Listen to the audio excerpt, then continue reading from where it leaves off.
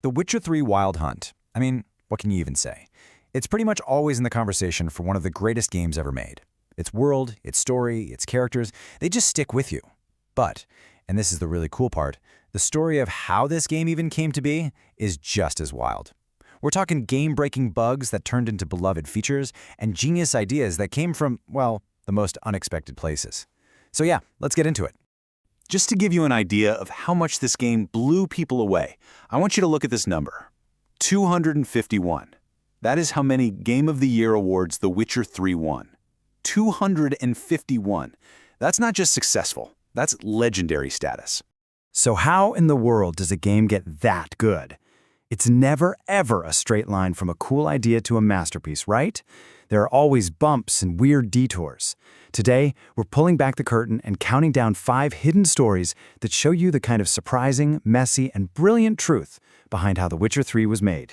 All right, kicking things off at number 5. We're starting with what was, for the developers, a complete and total nightmare, a problem that seriously threatened to break the whole game, but in the end, it actually created one of its absolute best features. So picture this. The developers at CD Projekt Red had this awesome goal. They wanted to give you, the player, absolute freedom. Go anywhere, do anything. But when they let the hero, Geralt, climb literally anywhere he wanted, everything broke. I mean, players were scaling city walls, jumping over quest givers, talking to people in the wrong order. It was complete chaos, and it was wrecking the story they'd so carefully written. Now here's the amazing part. The easy fix? Just put up invisible walls. Tell the player, nope, you can't go there. But they didn't do that. Instead, they leaned into the chaos. They went back to the drawing board and redesigned huge parts of the game to work with this newfound freedom. It was a ton of extra work, for sure, but it's why we have the Geralt who can hop across rooftops and find his own clever shortcuts. They chose our experience over their own convenience. And that commitment to the player experience didn't stop with just moving around. The world itself is absolutely jam-packed with an insane amount of detail, including some of the best hidden jokes and pop culture references you'll ever find.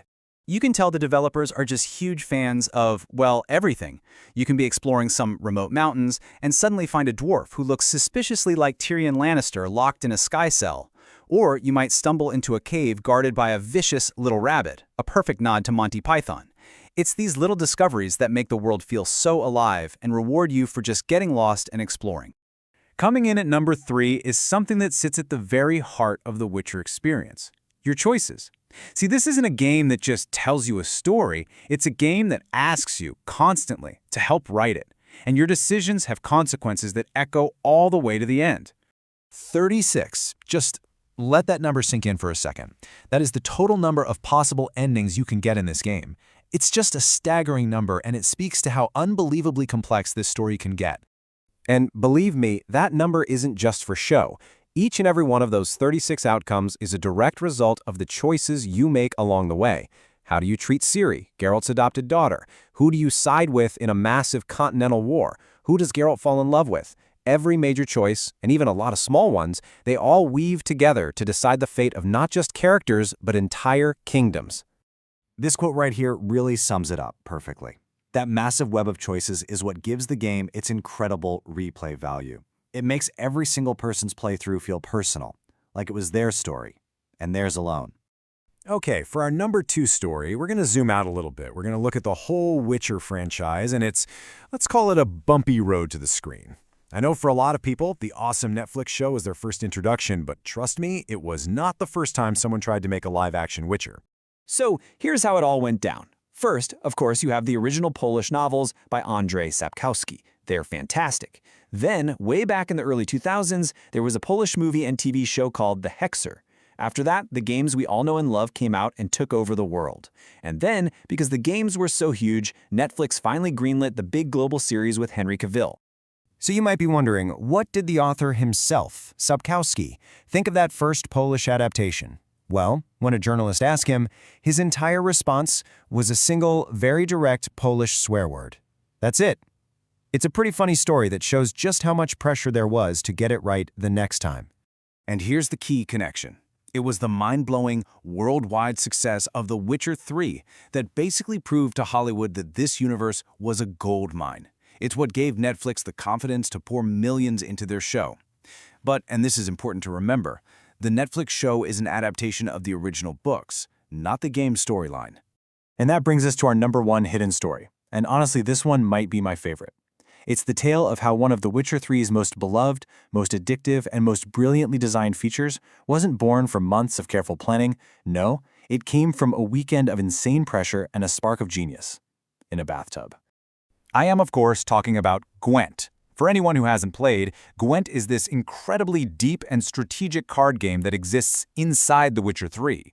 You can challenge pretty much anyone to a match, from blacksmiths to barons. It got so popular that people would joke they spent more time playing Gwent than actually hunting monsters. The story of how it was created is just legendary.